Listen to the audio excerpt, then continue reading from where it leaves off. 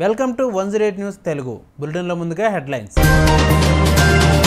Suspend అయినా చేయండి, mic అయినా ఇవ్వండి, అక్బరుద్దీన్ ఓవైసీ వెల్లడి. తమ మహిళా ఎమ్మెల్యేలను సీఎం రేవంత్ రెడ్డి కించపరిచారంటూ అసెంబ్లీ ముందు బీఆర్ఎస్ ఎమ్మెల్యేల నిరసన. ప్యారిస్ ఒలింపిక్స్లో భారత్కు మరో పథకం, షూటింగ్లో స్వప్నిల్కు కాంస్య. లోక్సభ పీఏసీ కమిటీలో 3 ఏపీ ఎంపీలకు చోటు. రాష్ట్రంలో అత్యాచారాలు పెరగడానికి ముఖ్యమంత్రి కారణం, Jagadish Reddy shocking comment.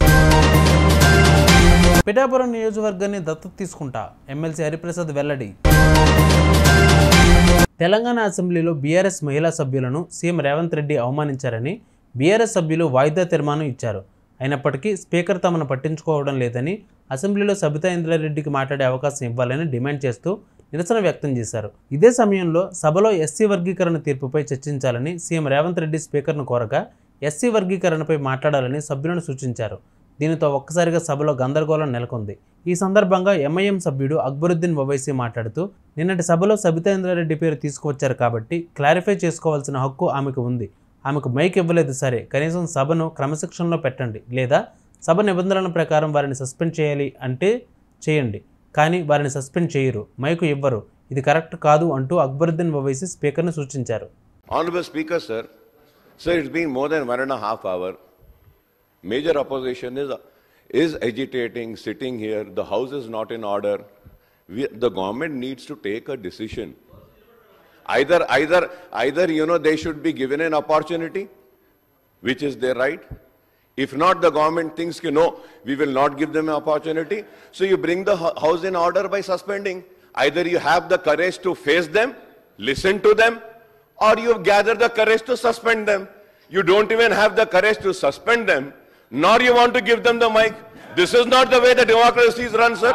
Sir, I request, sir, please bring the House in order, sir. Assembly ఆవరణలో బీఆర్ఎస్ నేతలు బైఠాయించారు. ఈ నేపథ్యంలో ఆ పార్టీ వర్కింగ్ ప్రెసిడెంట్ కేటీఆర్కు మార్షల్స్ అమాంతం ఎత్తుకుని బయటకు తీసుకెళ్లారు. అంతకుముందు సీఎం ఛాంబర్ ఎదుట ఎమ్మెల్యేలు బైఠాయించగా అక్కడ నుంచి మార్షల్స్ వారిని అసెంబ్లీ ప్రాంగణంలోకి తీసుకువచ్చారు. అక్కడ మళ్లీ బైఠాయించడంతో ఎత్తుకుని తీసుకువెళ్లారు.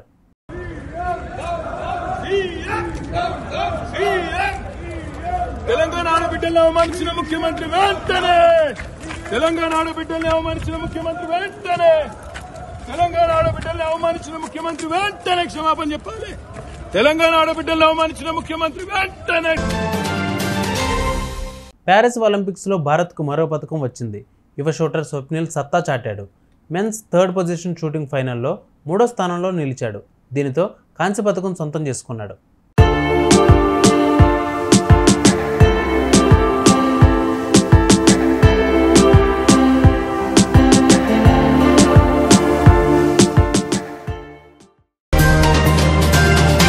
లోక్సభలో ప్రజాపదులు కమిటీలో 3 ఆంధ్రప్రదేశ్కు చెందిన ఎంపీలకు అవకాశం చోటు దక్కింది.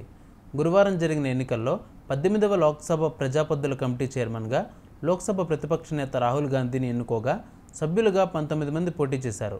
4 పోటీ నుంచి తప్పుకోవడంతో 15 మంది సభ్యులతో కమిటీ ఏకగ్రీవంగా ఎన్నికైంది. ఈ కమిటీ 2025 ఏప్రిల్ 30 వరకు పనిచేస్తుందని పార్లమెంట్ అధికారులు తెలిపారు. కాగా కమిటీలో మొట్టమొదటిసారిగా 3 ఏపీకి చెందిన ఎంపీలకు అవకాశం రావడం ఇదే ప్రథమం. 3 కూడా 3 పార్టీల నుంచి గెలిచిన వారే కావడం కూటమి ఐక్యతను తెలియజేస్తోంది.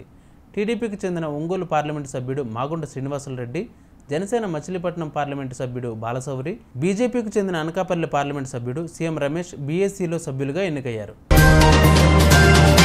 రాష్ట్రంలో వరుసగా చోటు చేసుకుంటున్న అత్యాచార ఘటనలపై మాజీ మంత్రి Suryapet BRS MLA Jagadish Reddy shocking comments చేశారు. గురువారం ఆయన మాట్లాడుతూ, సీఎం రేవంత్ రెడ్డి దుర్మార్గంగా వ్యవహరిస్తున్నారని మండిపడ్డారు. కేవలం సీఎం వ్యవహారం వల్లే రాష్ట్రంలో అత్యాచారాలు పెరుగుతున్నాయని అన్నారు.